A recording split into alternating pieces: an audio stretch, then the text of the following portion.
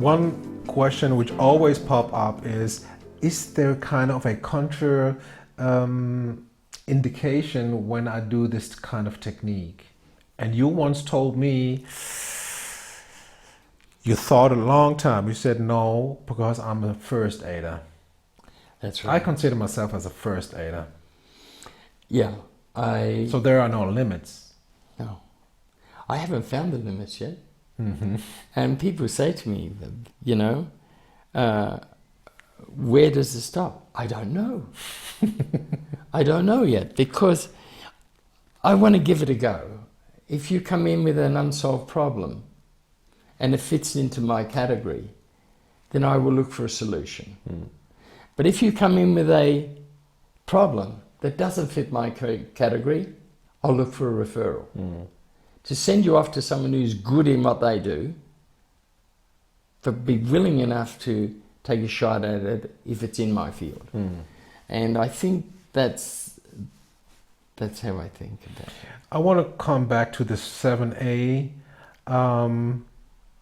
subject, because this is a new, how can you call it? Is it a new... A 7A is what I believe, every treatment is based on a 60-40 action. Yeah. 60, and I used to say 60% therapy, 40% presentation and everything like that. Is there a chance for EP6 practitioner who finished EP6 to see you in a worldwide in the next time? Oh yes. Or in future time? Yes. Is that, I'm just in another learning phase. Okay. Hey, this is phase 4 in my life. Okay. Okay. In your 70s, you step into that other phase. This is where I'm supposed to have a lot of common sense and a lot of wisdom. I hope it comes through. I hope that I can share with people lots of experiences. Beyond the 7As is about you. Mm. Not knowing me, but how do you define yourself, mm-hmm. and learning what are your abilities and how do you sell them best. And how do you get a person to respond to you and your advice if your communication skills are not on his level? So that means that me as a therapist, I have a wonderful chance when I attend this course to learn more about myself? You have a good chance of that. I'd be surprised if you didn't. I've never been known for not pushing the boundaries, so yeah. I look forward to doing that. The other thing that I would like to say to people who have done EMMETT Technique, especially up to the EP level, always look at where it came from, the animal side of things, and if you get the opportunity, take a basic 6-hour course in a horse course or dog course, where you can see such a primitive touch can have such a massive action on an animal. And there was no data, there was no qualifications shown to it, there was no rules or regulations. The animal just accepts it. You can't fake an animal. No, he knows when he's had enough, he walks away. Yeah. We're the ones that pull him back. Mm-hmm. They know a lot more than you, and when I was younger, I was willing to listen. I don't know if I'm as willing today, but when I was younger, I did listen a lot more than I do today. When I would call you a bushy, is this offensive to you? No. No, I am a bushy. My education standard is lower than the average. Okay. I love the bush. I love going out, living in the bush. My passion is going to zoos, and people think, oh, he's cruel, animals are captured. No, this is my opportunity to see them, contribute to their breeding, and to see what they would be in real life. When I had my opportunities, I go bush as often as I can. I believe my children and my grandchildren have been brought up with the benefits of bushy life, meaning freedom to camp, freedom to fish, freedom to experiment, to drive off the road without having to go through specific fencing, and freedom. There's one thing I will always remember. The first time you came to Germany, you told me and some others, you told the first class you had in Polheim, you Germans, your pot plants. What did you mean by that? I didn't mean it just for Germans. I meant it for what I was seeing in Europe and many other. I did say about the English, I felt like a mouse in a maze because I had to follow along all these tracks with only hedges on the side. I never got to see the country.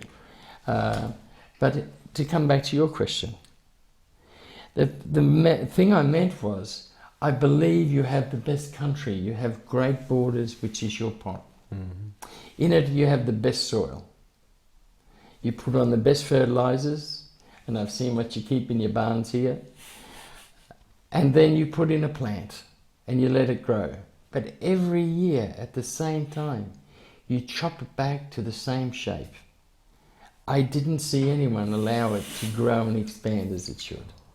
So why did I call him a pot plant? You have not seen the potential of young growth yet. In Australia, we still throw out a handful of seeds and see what comes up. Some trees go tall, some go short. Mm-hmm. But the potential is there to throw the seeds out. I don't know whether it still exists today. That was 10 years ago, and the world's certainly changed since then. Mm. But the pot plant theory, I was in Zurich, and I looked at the trees, and they all stubbled and chopped back to the same shape as everyone else. And I thought, what a controlling country. Not even nature has a right to grow free. I would do some history with you now because I was one of the a whole lot of people who attended the first course you had in Polheim, yes, in Germany, which yes, was set up by a guy called Bernd Leidig. Yes. Do you remember this guy still? I remember Bernd well and fondly. Because without Bernd's encouragement and persistence, because I had a phobia of flying, without that encouragement and persistence from Bernd Leidig, from Manfred Zainzinger. The Austrian guy? Yes. And also from a lady in UK called Gilly LaHaye. Mm-hmm. Without their persistence, I wouldn't have got on a plane and come over here. I just... And I was treated well by all of them. You know, they belonged to another modality. They brought me in, being a new modality, an unknown quantity, as you could call it. So they weren't sure of what they were going to be delivered. And I do remember some of the expressions on the faces of the people who attended. Have you ever expected that this thing is going to be that big? No, I thought you would wake up to me long before this. And I kept saying that people will wake up shortly, that this is simple. Yeah. It's what was given to you by whatever God or belief you belong to. We were given certain things as children, then they were taken away from us. There's natural abilities given, and then we restrict them through rules and regulations.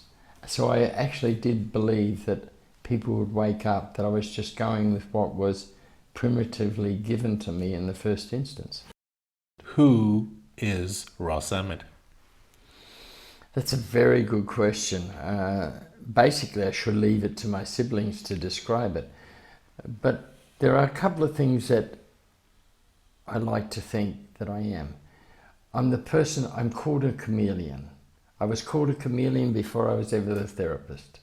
I remember a fitter saying to me, I used to work in a mining industry, and for 12, 13 years I worked underground with miners, with all different nationalities, all different races and creeds, and we worked together as a unit because we relied on each other. That wasn't your clinic in Mount Isa, right? Yes, before that.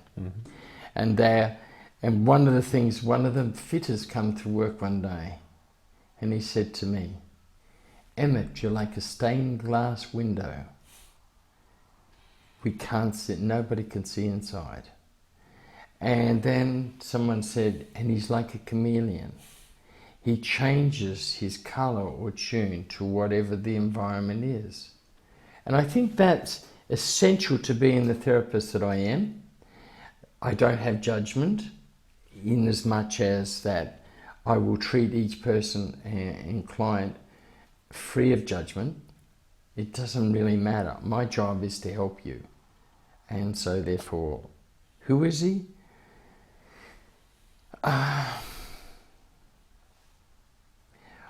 do believe it's the man who is willing to relate to what is put in front of him. Not change his character, but adapt to the person that presents in front of him. Accept what you wish to present with, and then work with you. If I'm remembered for something well, I hope it's my ability to adapt to every individual. I'm so fed up with people talking about perfection. The difference between Ross Emmett and most people is I accept imperfection, because imperfection makes uniqueness, and in uniqueness you get individuality. And I like to think that I, like you, are an individual, special. Mm-hmm. I don't want to make you all the same. I want us all to be special individuals.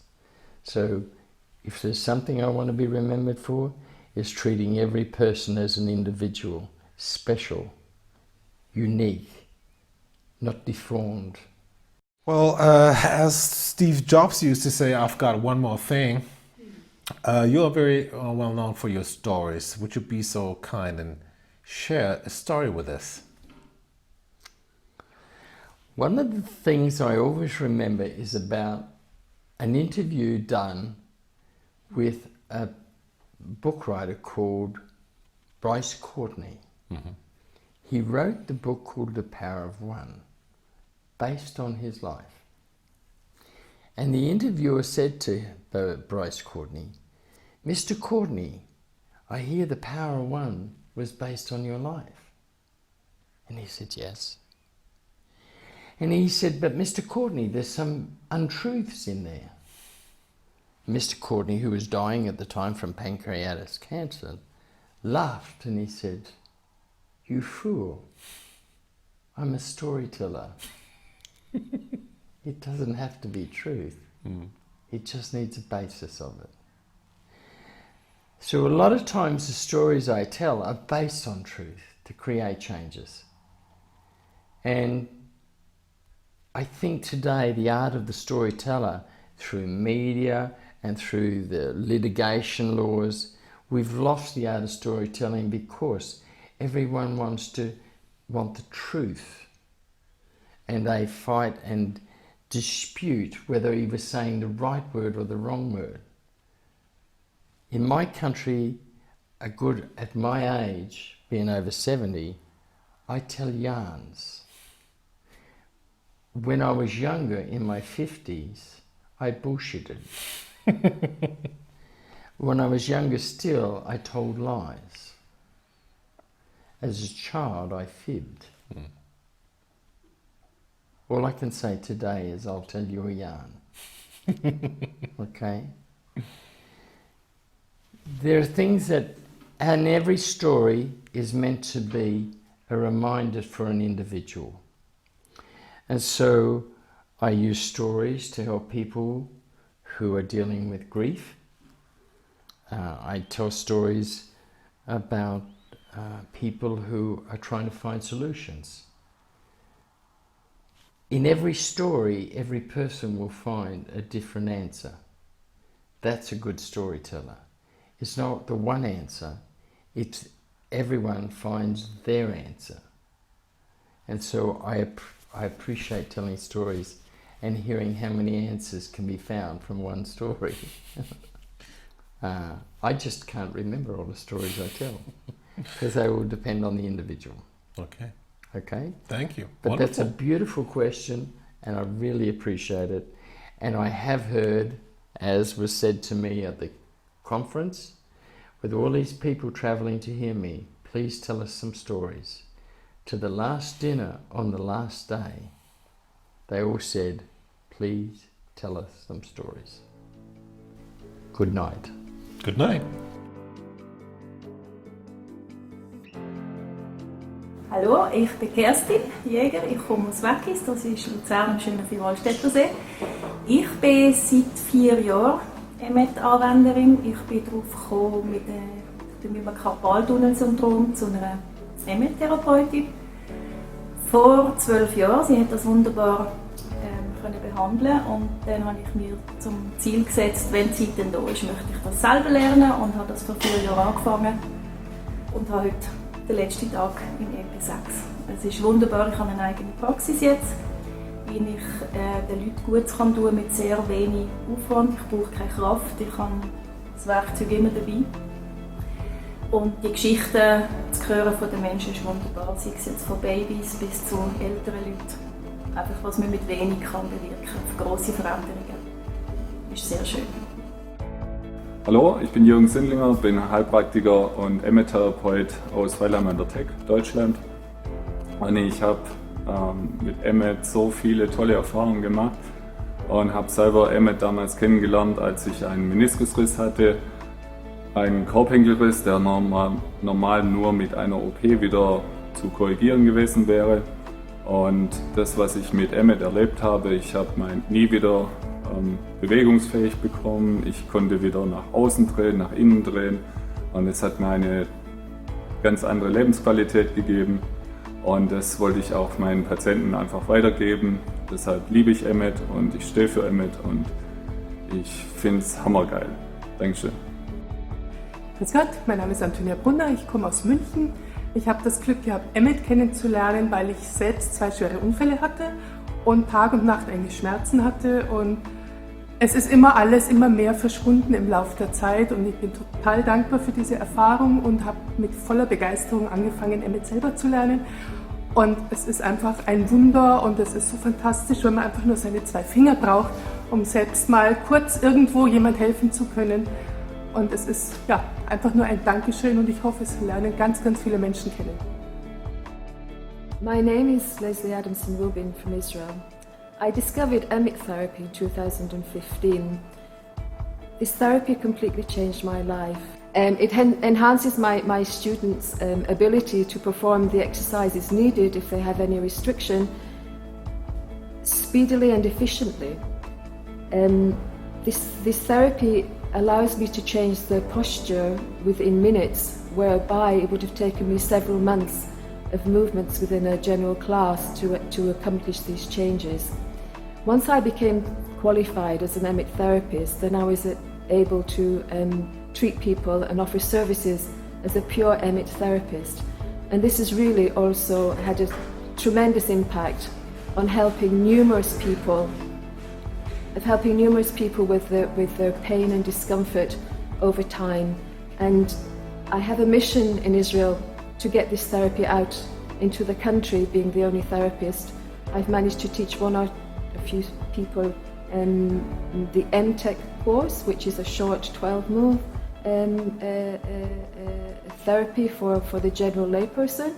And now my ambition is to have other EMMETT therapists throughout the country so that they can also offer this tremendous service to numerous people within the Israeli society. I'm Karin Machel. I'm Austrian and I live in Austria and work in a small place in the Alps.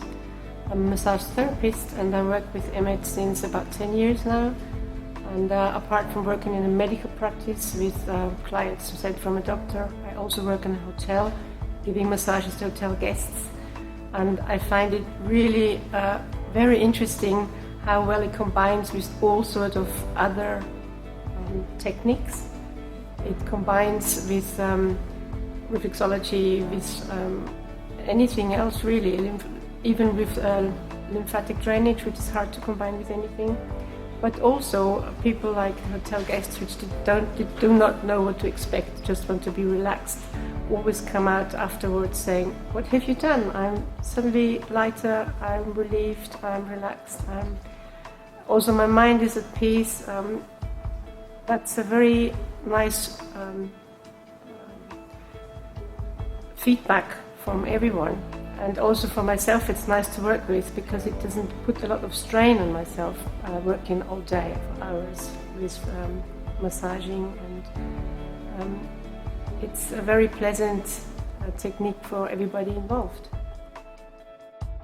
Mein Name ist André Baltensperger, ich komme aus Bülach und arbeite schon seit ca. 8 Jahren mit der EMMETT-Therapie. Ich hatte 10 Jahre eine klassische Massagepraxis nebenberuflich und habe die jetzt nun aufgegeben und arbeite eigentlich ausschließlich mit der EMMETT-Methode, weil sie mir so gut gefällt, weil sie in wenigen einfachen Griffen sehr viel bewirken kann. Das habe ich selbst an mir erfahren und gebe das gerne weiter an die Familie, das Umfeld und alle, die es gebrauchen können und auf mich zukommen mit sehr großem Erfolg. Also mein Name ist Didier Repp, ich arbeite als Heilpraktiker in der Nähe von Mainz und in Darmstadt. Und ich habe ursprünglich mit der Psychotherapie angefangen zu arbeiten, einer körperorientierten Psychotherapie, so dass ich schon immer auf Körper und Psyche mein Augenmerk hatte und immer noch habe. Und seitdem ich EMMETT kennengelernt habe, habe ich eben gemerkt, dass EMMETT sehr schnell auch bei der Entspannung helfen kann und eben auch die emotionalen Themen sehr gut lösen kann und ansprechen kann, sodass es eine sehr gute Methode ist, um eben auch in der Psyche Entspannung zu bringen, um da leichter voranzukommen. Also nutze ich die Therapie immer auch im Kontext mit der Psychotherapie. Ein sehr hilfreiches Instrument.